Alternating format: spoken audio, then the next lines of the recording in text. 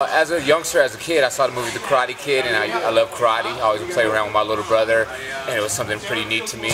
My parents were, come from poverty, couldn't afford it at that age, so once I was old enough and I was able, I found the Muay Thai gym. Actually, I found boxing first that also had Muay Thai. Tried boxing a couple months, and the trainer was like, here, try some kicks, and it was kind of like, karate, so I tried the kicks and I fell in love. Middle school, high school, got into a couple fights, I actually kind of got involved in the gang life, which got me in a lot of turmoil and had a lot of street fights as well.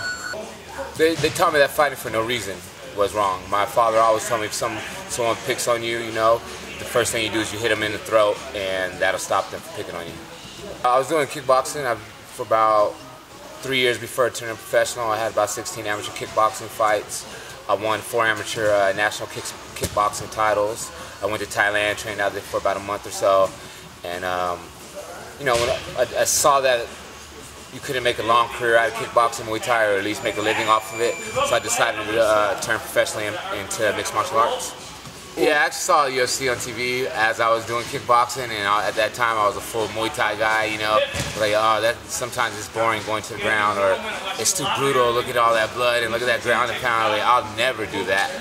And then after a while, I started to learn more about the sport, and I found a new challenge in learning jiu-jitsu and learning wrestling and being an all-around complete mixed martial artist, and that kind of turned me onto it. And after, starting some amateur classes and some jiu-jitsu classes, I noticed it wasn't too bad, and then I fell in love with that as well.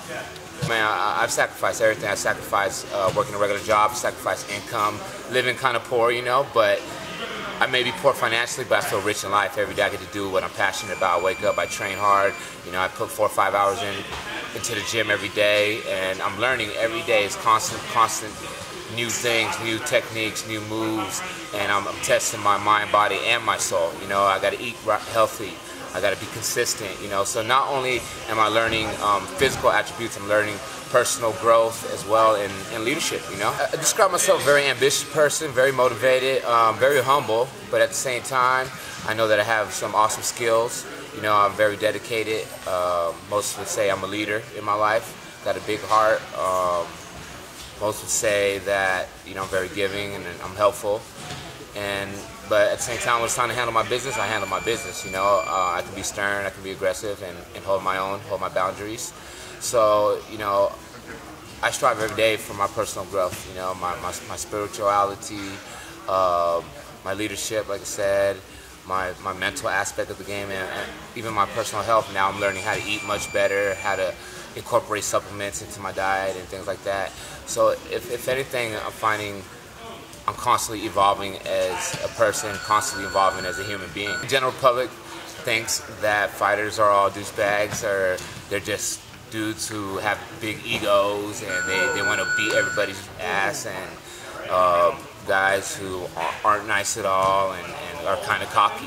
I think that's the general public's perception of most of us fighters, that we just come in there, we're always angry, and we have all these issues and a chip on our shoulder, and we're here to prove a point and just beat someone's butt.